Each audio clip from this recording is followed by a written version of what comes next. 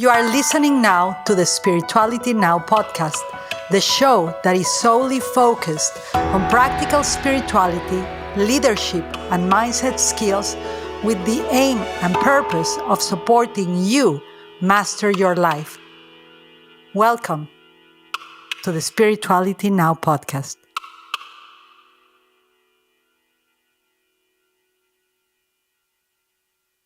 Welcome to the Spirituality Now podcast. I am your host, Yvonne de la Flor. And though you heard the intro about what this podcast is about, we are evolving. We're shifting into a more refined level of expressing ourselves. And I do want to tell you something. The Spirituality Now podcast is a podcast that includes diversity. We have received some feedback that is, when there's challenging feedback, I know we're doing what is right. When we don't receive antagonistic comments, when we don't receive criticism, when we don't receive the opposite of what our intention is, you become part of the norm. You become part of the comfort zone for humanity. But when people begin to be triggered or challenge you to do better or to not do something, I'm paying attention. So I do want to tell you the Spirituality Now podcast will remain supporting the diversity in our unity and to support all the realms of existence. And therefore, that's why we have an incredible guest today that I'm really moved actually to have her here.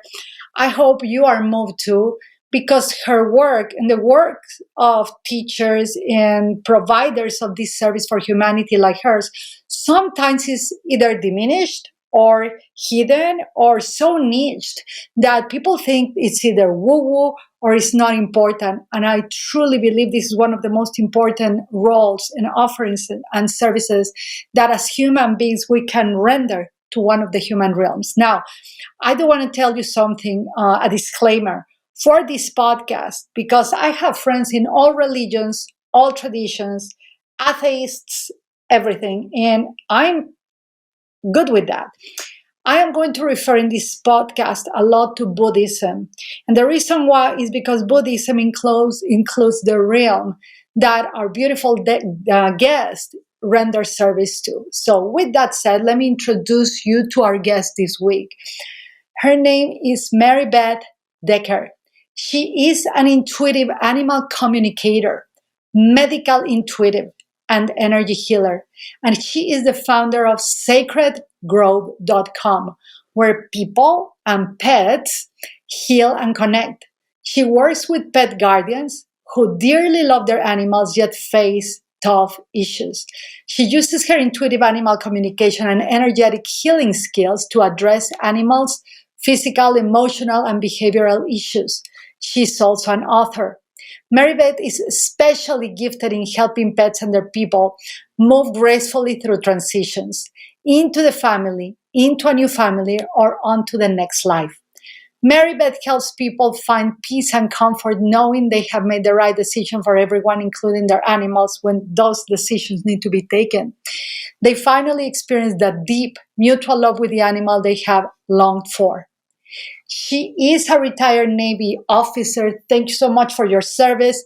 Maribeth's rich personal life experiences have enabled her to bring a wealth of heart-centered wisdom to her work with each client. Her unyielding intention is to consistently bring forth the maximum benefit for all concerned in the most benevolent manner possible. Maribeth's speaking style is warm and comforting. We're going to hear her today, accented by a wicked sense of humor. I can't wait for that because, I'm going to say this. I'm Mexican, Maribeth, and we have a spicy humor. And she's an excellent storyteller, and the audiences love her. Maribeth, thank you so much for being with us. Welcome to the show.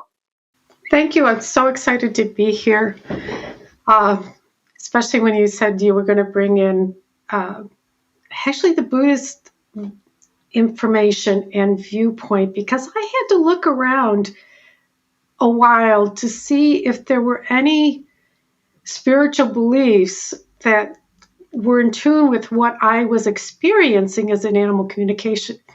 And I found a lot of comfort in it is hard to say this because I don't identify with any direct religion, but Buddhism gave me a lot of comfort in saying, like, oh, what I'm feeling about this animal, it's validated.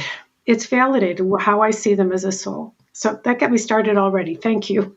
Well, that's a perfect start for the podcast because, you know, as I shared at the beginning of the podcast, we have recently, actually, I want my team that is here on the back of the back, you know, Sophie and but to David and Saul and all the team behind the Spirituality Now podcast that now we're receiving finally, after 100 something podcasts, some criticism, some challenging comments, and we like it because that points out for a good path for us of refinement, of betterment. But one of the things of the criticism is that, if I speak about the animal kingdom or I speak about spirituality per se, is either woo woo or is either not Christian or not Buddhist enough or not thing. And I think that, true spirituality is an all inclusive kind of gig. Just look at the planet.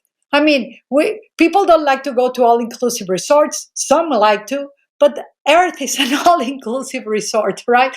We have animals, we have all sorts of flavors, colors of experiences and creations, experiencing ourselves as consciousness itself, or as just existence itself. So I am so glad that we started with this, and I love that you said something that you researching, what's going on for you, that you can feel, hear animals, that Buddhism is one of the sources of comfort. I love when you said that.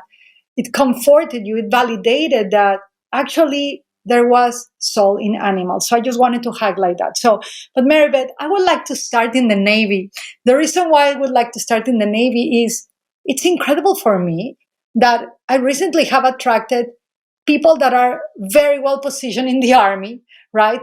Servants of humanity in that way, where I will never have thought that I will be honored to have such guests as yourselves here. So, how how did it happen that you being a Navy? First of all, why did you join the Navy? Tell us a little bit about your service and what's the story behind that. Had just experienced the blizzard of 1977, so I'm old, and we got over 200 inches of snow.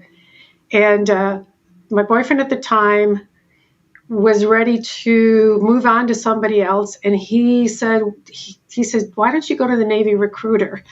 You graduated from college."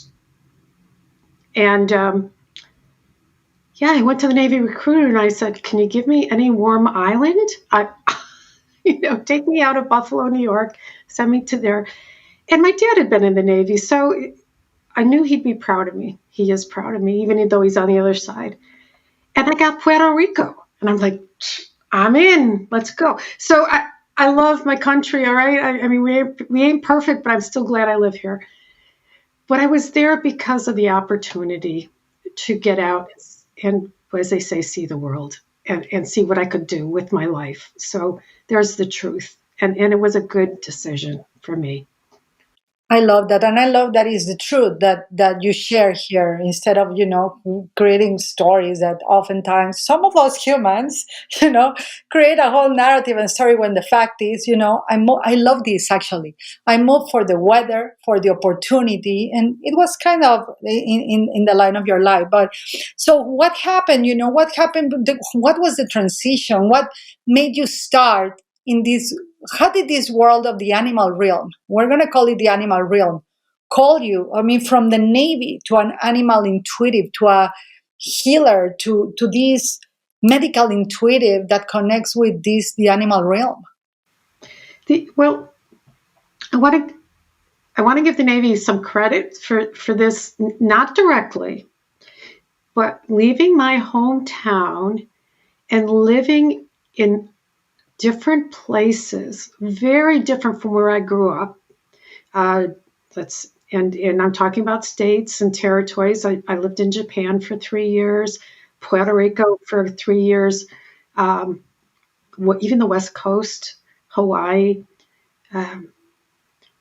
It opened my mind up to that there were many different ways to experience the world and many different kinds of people, backgrounds, cultures. I think that's really important to say, because when you start to step into a world you never heard about, which is your animals communicate with you, that background, I think, opened me up to, like, well, why not? So moving right along, I get to, and I'm working in a local association here in Virginia, and I get this need to do something else, and I start energy healing. I became a Reiki master and learned many other techniques. And that's when my dogs started communicating with me. I didn't even know it was a thing. Animal communication was a possibility. And the first two that communicated with me had both passed. They were both on the other side. My dog Timmy showed up. I've said this story so many wonderful times, but it just warms my heart. He showed up in the dining room when I was making dinner, and he was there like a full body apparition. It wasn't like, you think of the ghosts and you see through them and they're woo woo. No, he was like, Timmy was sitting there, one ear up, one ear down, big grin on his face. And in that, I turned and looked and said, Timmy, and he was gone. But one, I knew he survived death. I'm not crazy, by the way, so it wasn't a hallucination. It wasn't something I was looking for. Two, he looked really happy. And three, he took the time to come back and say, Mom, I'm doing well. I love you. I can tell you more stories, but that was the start. And I had another one with my dog Eddie. When she passed away, she came and comforted me. And you think, well, you're the one who passed. Don't you need, prayers and all that? No, she was back and comforted me.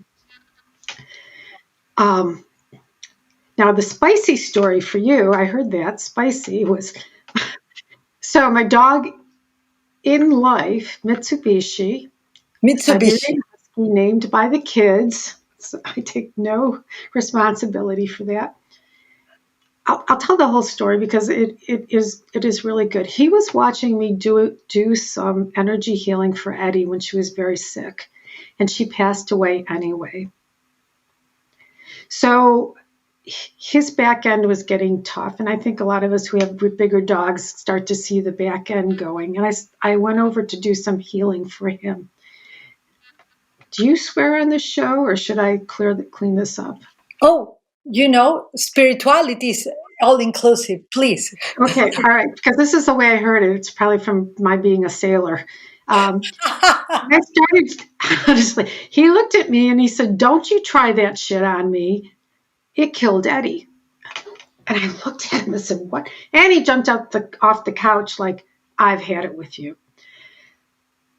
I was astounded and seriously, just like, oh. So when I realized that I could communicate with him, I went back and had a conversation to say, look, babe, it did not kill her. It didn't keep her alive, but it helped her transition. And after that, he made me do energy healing on him.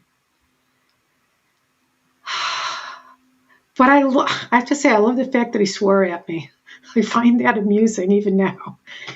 Oh my goodness. I love that because now I'm thinking of my dog when I do things that he doesn't like, that he looks at me like this. I'm wondering how much cursing in Spanish he has learned from hearing me. Right? His name Right. is Oreo San, and I think Oreo San has a Mexican vibe to it now. But this is quite beautiful. Let's. I'd like to know.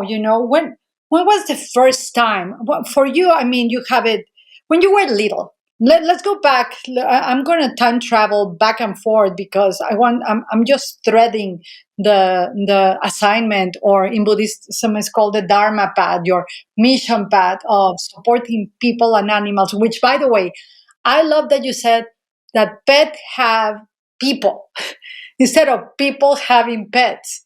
I mean, that's a game changer right there. I don't know what's going to happen when I see Orion. Next time that I see him, I'm like, do I have him or does he has me? But what happened when you were a child? Were you in connection with animals? How was your relationship with the animal kingdom, the animal realm back then? Truthfully, I would not say that I was communicating that I knew of communicating intuitively with them. I have friends who were. Other people told me I was in connection, but I didn't have that sense. But I can remember a time when I was at my papa's house, and there were squirrels in the yard across the street on this big tree, and we found that they would come running at me, and then I would come running at them. And pretty soon he says, they're playing with you. I said, what? I said, you're right. They go up this tree, they wait for me to go, and then they come back down at me, and I run away. And they started it. So I look back and say, wow, maybe something was going on. But I don't have any other really da-da, and the clouds cleared. I love that. That is so simple because some people think that we have to have a flash, an experiencing that is shattering or something. I myself include myself in those people like, I have to see the Buddha appear in order. No.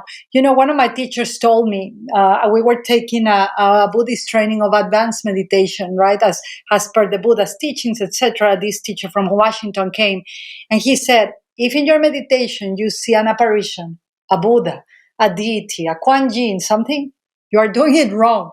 You are getting distracted. You should see nothing, feel nothing, and expect nothing.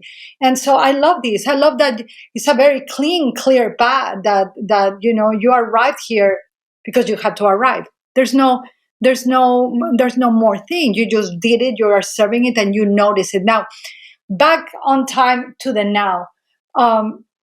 When you communicate with animals, right, and they communicate with you, what are the primary messages or something that we can generalize in a way that us as humans need to be attentive onto what they are seeking or what they are sharing with us in a most practical way? I don't know if I don't even know if this is a good wording question, right? But what are the bases? What do they want to tell us for us to pay attention to as human beings receiving this message from the animal realm?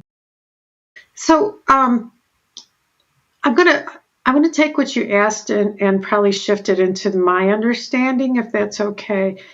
I see each animal as having their own, I like to call it personality, peculiarities, and preferences. I do not see them as always being somebody who's there to send a message from on high. Just like I don't think that every time my husband speaks to me, God is speaking through him. I like I this. think there's a lot of there's a personality that we're interacting with, and I'm saying this because sometimes people get so into the, how do you say it, the significance of the animal realm that they forget that these are individual souls and beings. And so maybe that's one of the things that's come through very clear to me is they're not just symbols. They have their own purpose for being here. They have their own story, and each one is different. So in that, and I love the question, in that, one of the things that I think that the ones who live with us bring to us is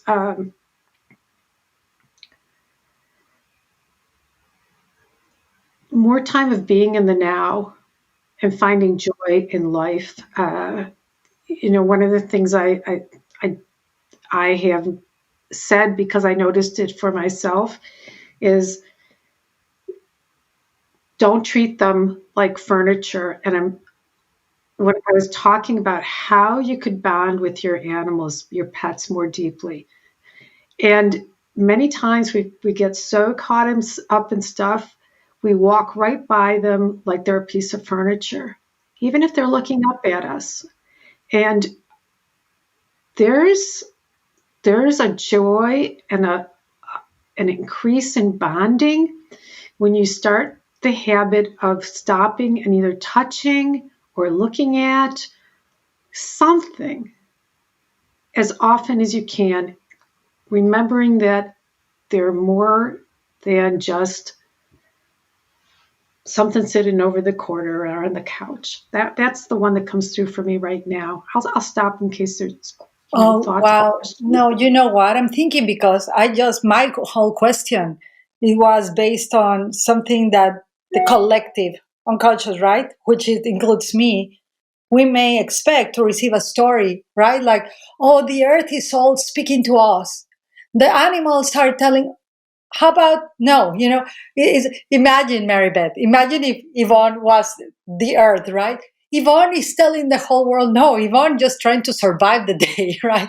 Yvonne is just trying to live this moment. And just your sharing right now, it simplifies it, it clarifies it, it makes it practical and functional, and it removes the whole story.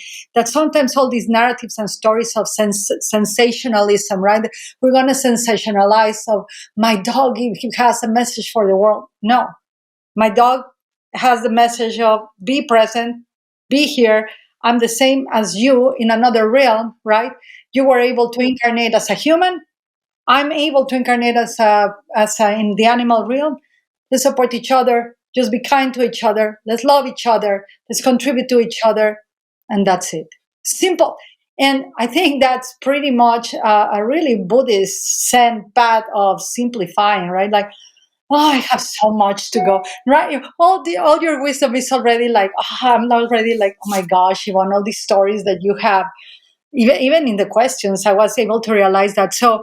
Um, so when I love what you said, they're not. It hurts my heart. I'm going to tell you that they're not just. When I imagine, they're just not a piece of decoration. I got a dog. I got a cat. They're in the couch. Oh, that touched my heart because it's. I think of how many people not only disregard the presence of their animals, but their own presence in life. So right? So, how do you support people in understanding this? And so there is something that comes back to us, and those who love our animals know this. When you spend even a couple seconds, I call it a love fest with your animal, there you shift your energy to such a good higher place. And oh man, if we'd get more of that going in this world, it can't be a bad thing.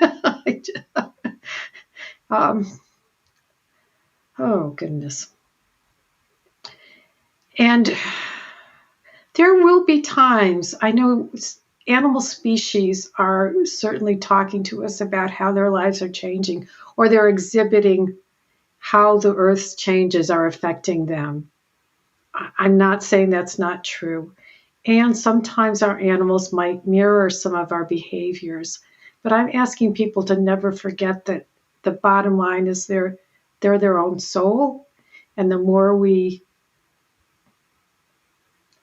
honor them that way, I think that we get to be better people, and they also feel, I'm not sure what the word is, treasured, loved, and there's something good for them too. Wow, that is so true. When I think of my dog more than I think of my kids. Is that wrong to say? I honestly, I'm right now. I'm talking to you, and I'm thinking of his eyes. I look forward to hug him, but it's true. When I'm hugging and loving and kissing, I become better in that moment. I have become more compassionate since the arrival of our last, member of our family, Oreo San, than before. Actually, Maribeth, can I tell you something? When my dog arrived, a date left because the date, look at me gossiping live in the podcast and doing session here. But the date said, how could you get a dog instead of giving me that money for me? And I was like, wow, this dog came to be a catalyzer, a mirroring, like what you said, like a mirror of the situations that I was not looking at. And so the date is gone, the dog is in. I just wanted to tell that and record it in a No, podcast.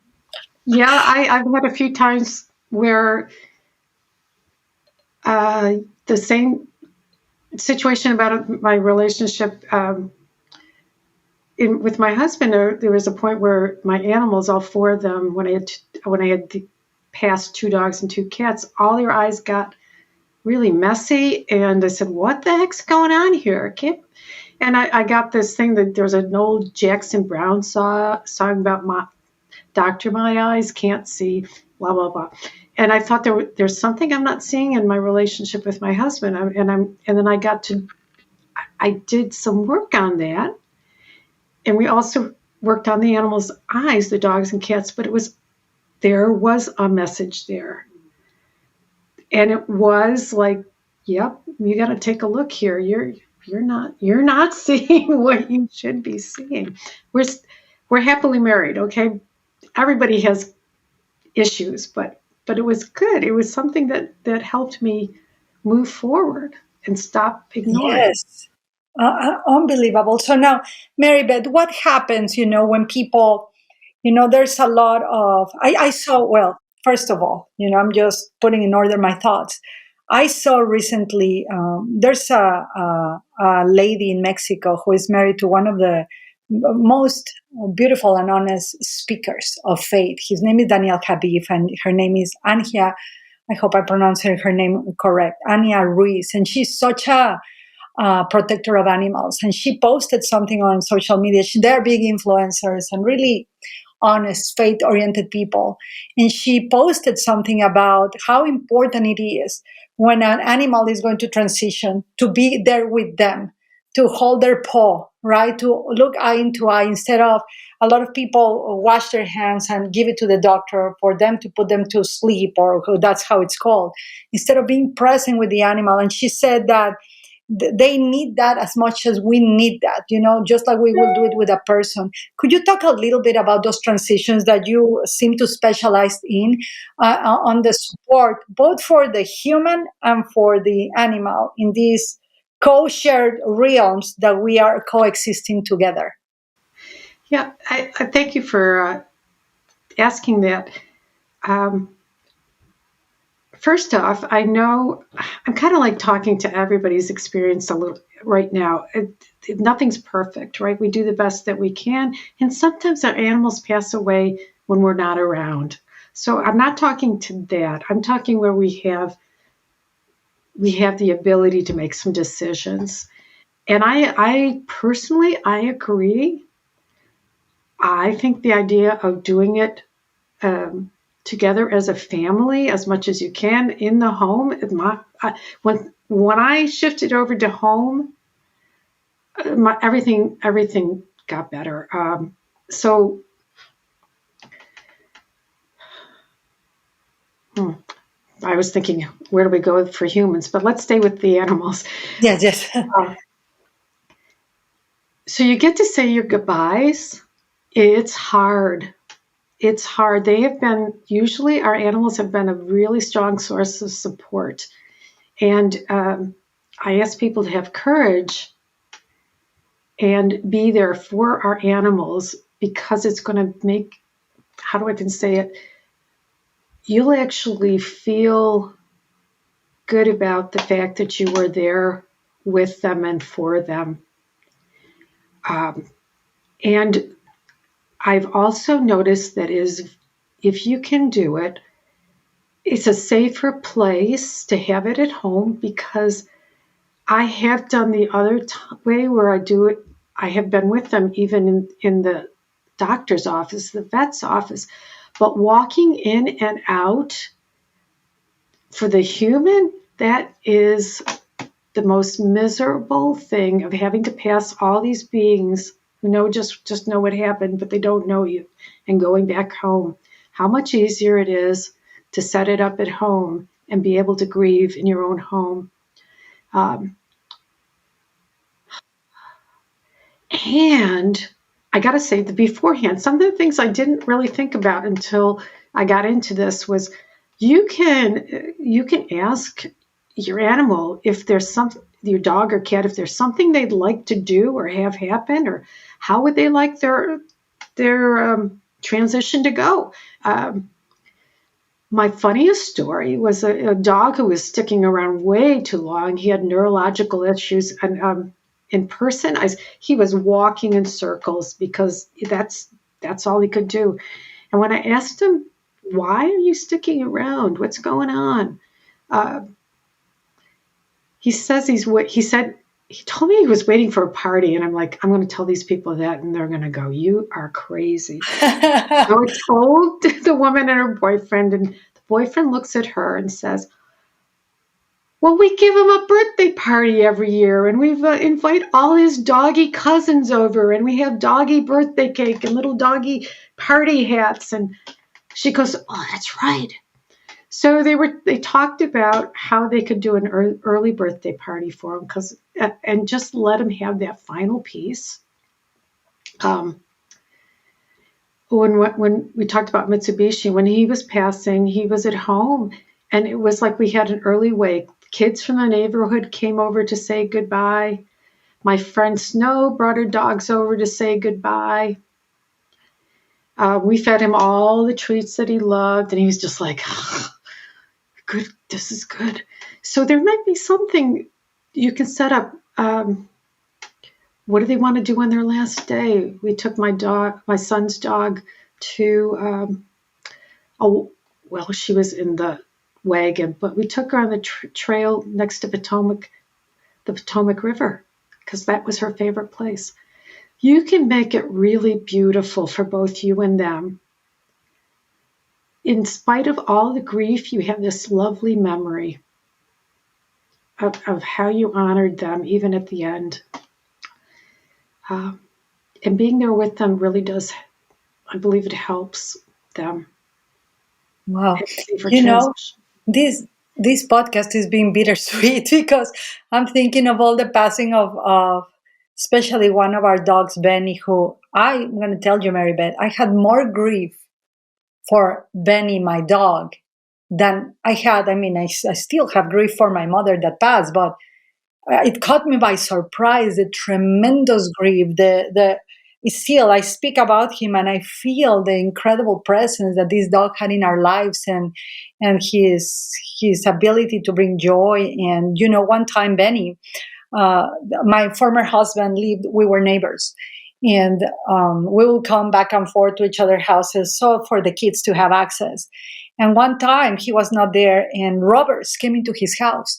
The dog Benny was there, and Benny exited his house, ran out, came into my house where I was having a party, talking about party, and he kept trying to pull us with his body to go to the house where the robbers were in.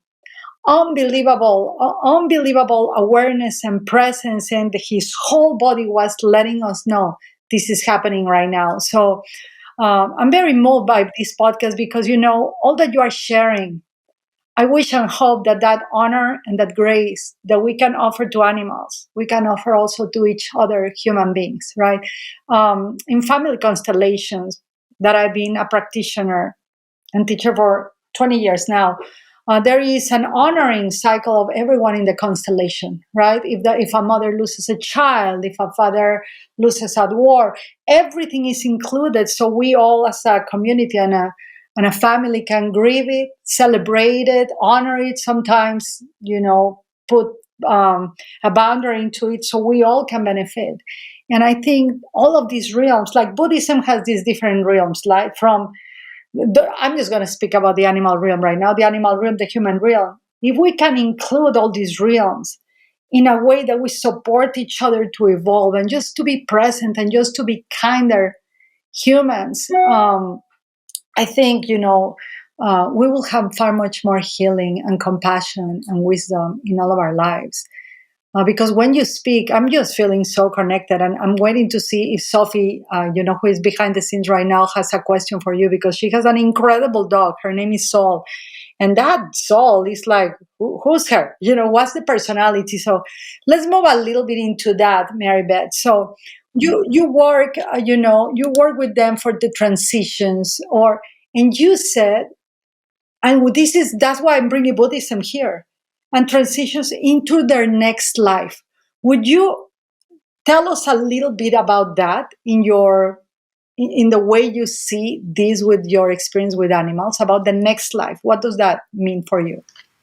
Um, I started to notice it when, so it's going to be based on experience. I don't have a theory yet. I don't know. I'm not there. I'm not at that level. But when my cat Mac was my daughter's cat, and he came to me after he and his sister Bunny came to me after my daughter started traveling when she graduated from college, just so you know. I would look at him and call him Tom. I'm like, why the heck am I calling this boy Tom?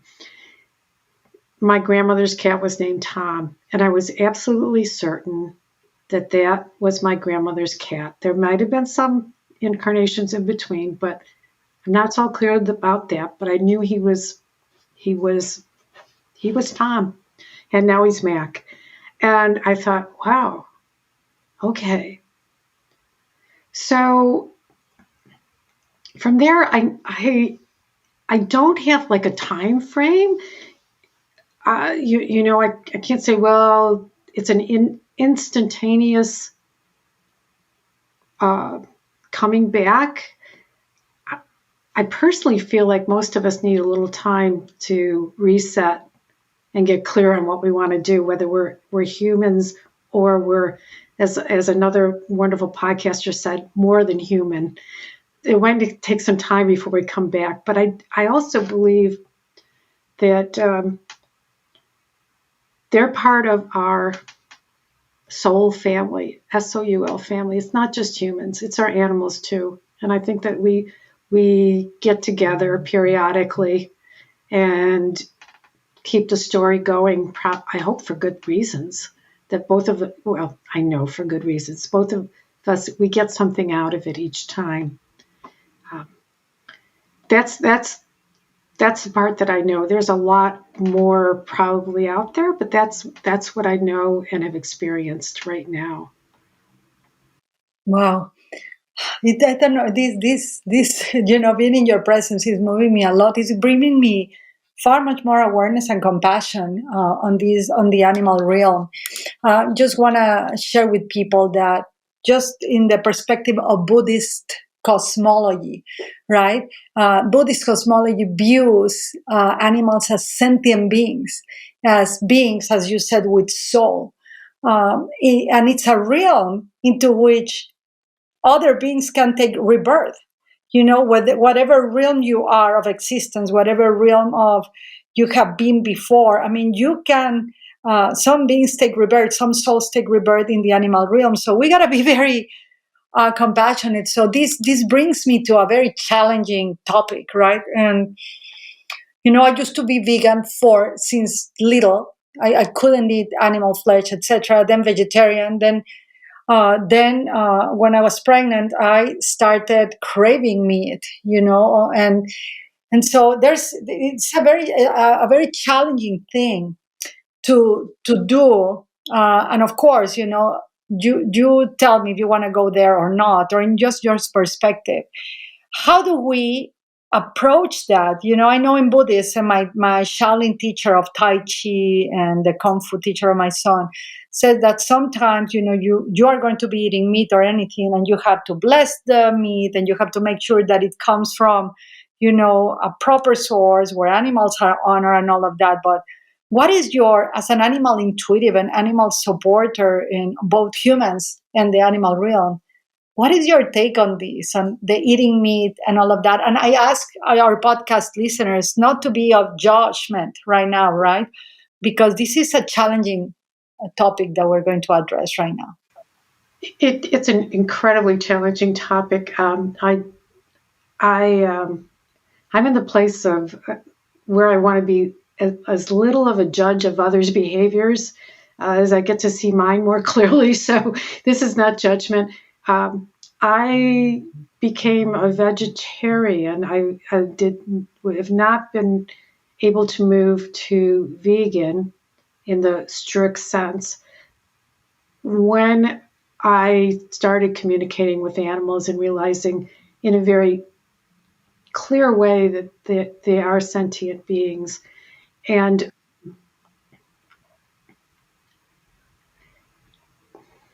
there is a wonderful book where a woman, like Water for Chocolate or something like that, who when she Yeah, cooks, like como agua para chocolate, Maribeth. okay, I love that one. As she cooks, her feelings go into the food, and I think about how animals are treated and become food, and whether it's a respectful life and ending or it's cruel. And I wonder if that cruelty makes its way into the food that we eat. That's always worried me. Just for us humans, like, gee, what? But for me, just as best as I can, is I've got the feeling that that's not for me anymore. Uh, and as much as I can, I avoid stuff that is made from animals, and there's a lot to debate about that. Um, Yeah, let me just talk about that for a moment because, under and I feel it too, and lately I have returned to the vegetarian ways, I'm returning to blessing deeper my food. I had a stage in my life which if I, if I compare, because the the marketing stuff and the medical world and all of the emphasis of supporting longevity and muscle and health based in that people need protein and everything is so confusing for people nowadays, and we have Buddhist education, Christian education, we have so much so much things right now, and then we have countries that they have no education, or that they have the poverty is so strong, the hunger is so strong that a chicken, a bird that lies there, it may be a blessing for their body. So I'm not sure, I'm not here to judge or to put my finger into judging anyone, but I do feel that animals have a soul. I do feel they are sentient beings, as you name them, and this is very well backed up by the science of Buddhism. I love Buddhism because it's so scientifically proven. People don't know, people confuse Buddhism with religion, and it's not a religion, it's a system of education. And it's hard, it's hard. Um, it's hard. So we're going to skip that question right now. Maybe perhaps one day, Marybeth, we just do a spicy, um, venture of a podcast of that. But let me go back before our show ends right now into, there, we talk about the next slide. We talk about the reincarnation aspect, perhaps, of this animal. So what are common things that people will come to you for work? For example, I have a friend that there was a cat staying at her home, Marybeth, and the cat, I swear to you, this is real stuff, right? We didn't believe her until we heard it. As soon as she would go into her house, this was not her cat, it was someone else's cat staying in their home. She was helping them have a place to live while they find another place. The cat wouldn't stop yelling or meowing like all day long, no matter where she went, all night. She couldn't sleep. It was wow, wow, wow, wow.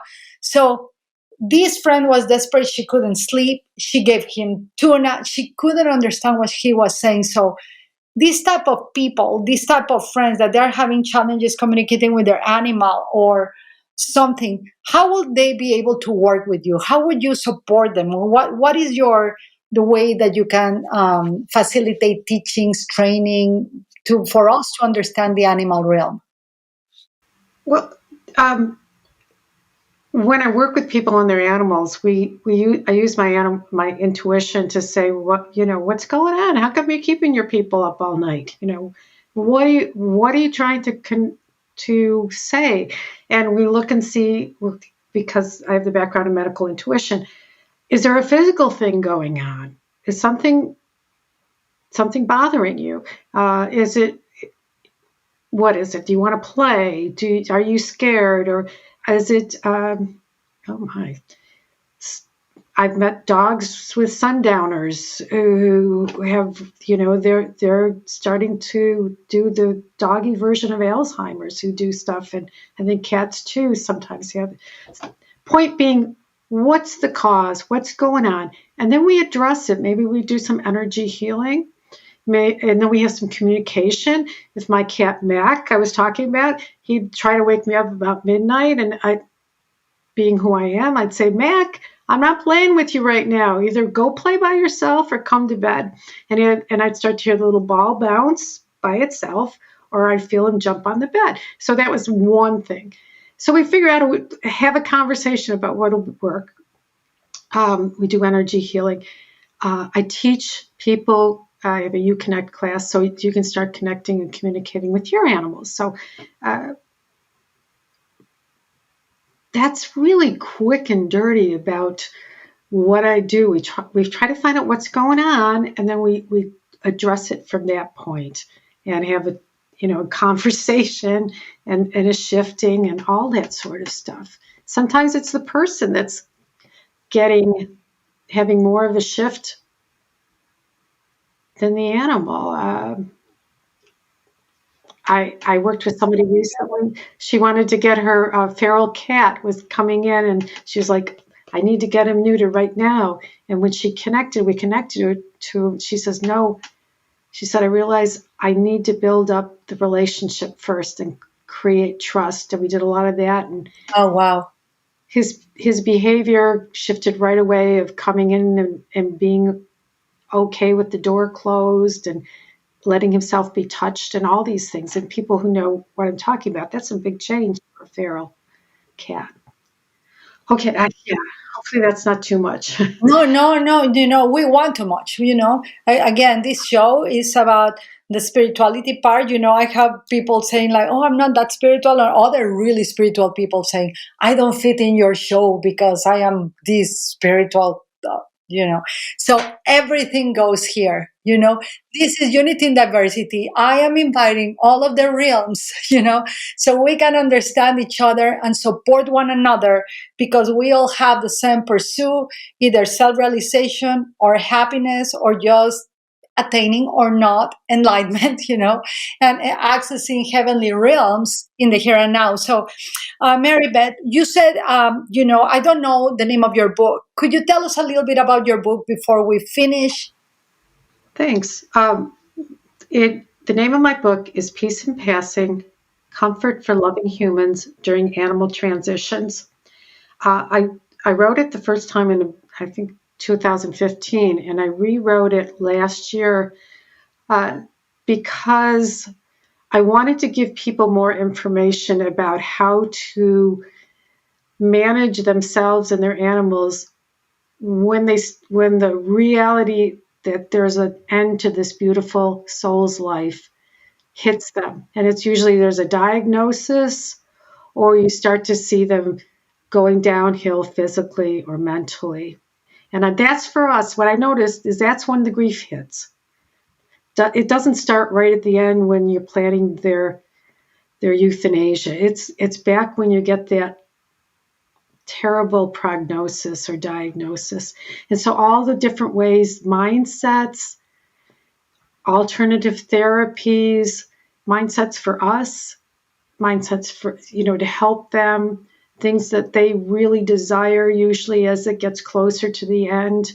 I have there's a lot of stories in there from people I've worked with. So they're like, yes, I want to put my dog, my cat, my horse in there. Put Joe, my horse, in there. Let's tell about him. So it's personal stories too. Wow. It's I really love this, Maribeth. I love this. We're going to make sure to put all the links to your contact information, to your book, because I'm going to tell you something. I think this animal realm, and it's moving me a lot, and the impermanence and the preparation that I mean, the animals, I mean, we all humans, we can die tomorrow or this moment or the next moment. We don't know. Impermanence is really part of existence and nature. And animals tell us, like my Shih Tzu, I know if he's healthy enough, he can live 15, 17 years. Our Labradoodle lived 18 years, which is unheard of. And that was an incredible gift and blessing, right? But it's still, when you think of a human, it's like 80 years, 70 years, 90 years, some 100, some 50 at least. But animals don't reach that scale of numbers, right? So we have an education from the animal realm to the human realm of impermanence, of transition, of preparation for death, and to enjoy life in the present moment, right? They are the teachers of be present here and now. Let's play now. Let's eat now. Let's do what we need to do now, and at the same time be prepared, because this life is impermanent, whether you are human or not. This is an impermanent gig, and I feel that one of the greatest gifts of your book, of transitions, of preparation, of genuine care for one another, is that to enjoy life, but be prepared also for that. That's facts. That's That life. is true. That is true. And there's even, I was thinking of my kids and their gerbils and hamsters, and that was a preparation for them as well, as hard as it was. There is a reality there that they, oh goodness. It So is. Yeah. yeah, about something that you love that's life has to end, and you figure out how to deal with that best as we can, right? Best as we can, as human beings, as we can. And they prepare us too, because we too, as it said, we too shall pass. So, Maribeth, we are arriving to the end of the show. We're very grateful that you were here. Do you have some kind of blessing for our last words that you can tell to the audience about their animals, about their connection to the animal realm before we end the show? I would love to say that we think we picked our animals, but it was a mutual decision. They picked us as well. And the time and the place where they came in, it wasn't an accident. And if you please bring that into your heart and say, as easy or as hard as this animal is for me, we're in this together. We chose each other for a reason, as you might say, for our own enlightenment. And please treat them like a treasure, an important part of your life. Amen. Amen. Wow, Maribeth, beautiful. Thank you so much for sharing your wisdom. It opens the gates of compassion, and for a lot of us, and hopefully for all of us. And again, we will share all of the information of Maribeth with you all, her links where you can follow, contact her, where you can get her book. And we hope to have you soon back in the podcast, Maribeth. And we send you all, you, Maribeth, all the human realm and the animal realm, all of our love. Thank you, everyone. And we send you a big kiss. Un beso. Adios. We hope you enjoyed this new episode. And if you did, please leave us a review on Apple Podcasts, Spotify, or anywhere where you prefer to listen to your podcast. Make sure to check the links to everything we mentioned in this episode. For more news, future or past episodes, or for any other inquiry, please visit our website at delaflorteachings.com. Once again, thank you for listening to the Spirituality Now podcast.